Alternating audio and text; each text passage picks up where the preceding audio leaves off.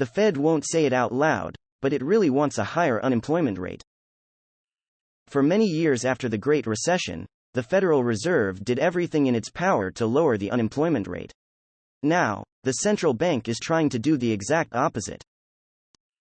David Rubenstein, the billionaire investor and co-founder of the Carlyle Group, CG, told CNN last week the Fed is actively rooting for the unemployment rate to go up to get inflation under control. He can't quite say this, but if the unemployment rate goes up to 4% or 5% or 6%, inflation will probably be tamed a bit, Rubenstein said of Fed Chairman Jerome Powell, whom he hired a quarter-century ago to work in private equity, but he can't come out and say, "I hope the unemployment rate goes up to 6%.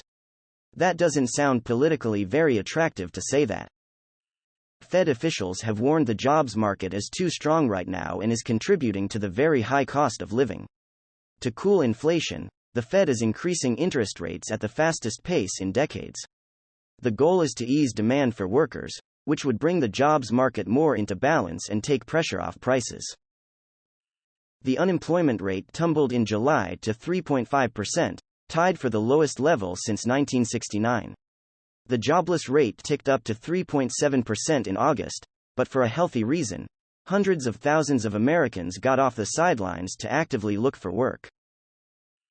But a jump in the unemployment rate toward 6% would translate to a sizable wave of layoffs. There will be a lot of job losses.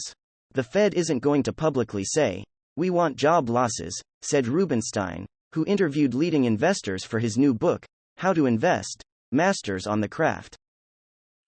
If the Fed tries to slow the economy to the point where inflation gets back down to its 2% goal, it would lead to the loss of 5.3 million jobs and the unemployment rate climbing to 6.7%, according to a recent analysis from RSM, an accounting and consulting firm.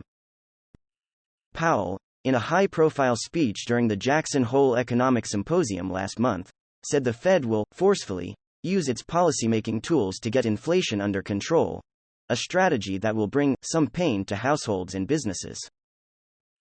These are the unfortunate costs of reducing inflation. But a failure to restore price stability would mean far greater pain, he said during his speech. Some major companies, including Ford, Bed Bath & Beyond, BBBY, and Snap Inc., the parent company of Snapchat, have already disclosed major layoffs in recent weeks. However, there is little evidence that layoffs are becoming more widespread. Weekly jobless claims declined last week to a 2-month low. The number of job cut announcements made through August is the lowest year-to-date total since 1993, according to outplacement firm Challenger, Gray & Christmas. Nonetheless, economists continue to warn the U.S. economy is at an elevated risk of a recession, if not this year then in 2023 and 2024. Nobody knows for certain, and I don't like to use the word recession, said Rubenstein. When I worked in the White House under President Carter, the inflation advisor there was told not to use the R word. Recession scared people, so he came up with another word, banana. The Carlyle co-founder said he doesn't know if the economy is going into a banana or not, but it won't be the end of the world if it does happen. We're not likely to go into a deep recession like we had in 07-08. I don't see signs of that, Rubenstein said. And it's not a depression. You know, it'll be a modest recession, if it occurs. I don't know if it will occur. Rubenstein noted that economic downturns present opportunities for investors who can buy good companies at deep discounts. There's always going to be recessions, but that's when great fortunes are made, he said.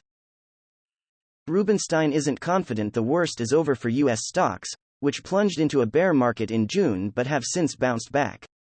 Still, he stressed it's very difficult to precisely time the market and suggested investors shouldn't waste too much time trying. I don't think we've hit the bottom, the absolute bottom, but we're kind of close near the bottom in some technology areas, Rubenstein said. You never know when it's really bottom. But if it goes down another 10%, what difference does it make? If you buy something now and it goes down 10% and then later goes up 30%, what difference would it make if you hit the bottom of the market? Even though recent indicators show inflation is starting to cool off, Rubenstein cautioned it will take years before inflation gets back down to the 2% level the Fed is seeking. I don't think you can raise interest rates high enough that you're going to get the inflation rate down very quickly. It takes a while, particularly when we have a war in Ukraine, he said. The Fed recognizes that once you have inflation in the system, as Paul Volcker has said, it's very difficult to get it out. Some economists have suggested the Fed could move the goalposts on inflation, revising its 2% inflation target to the more attainable level of 3%. Rubenstein, however, does not think that's likely anytime soon. That would scare the markets, he said. They would say, that means the Fed doesn't think it can get to 2%. That means inflation is going to be higher for a while. That would scare people. Powell and his colleagues at the Fed insisted inflation would be transitory, before conceding late last year that wouldn't be the case. Russia's invasion of Ukraine made matters worse this spring, sending food and energy prices skyrocketing. Rubenstein praised Powell as a very smart, hard-working person, but said the Fed chair, and others, underestimated how bad inflation would be. We sometimes think that the chairman of the Fed are people who are gods, Rubenstein said. Alan Greenspan was almost a god. Paul Volcker was almost a god. But these people put their pants on one leg at a time. They make mistakes.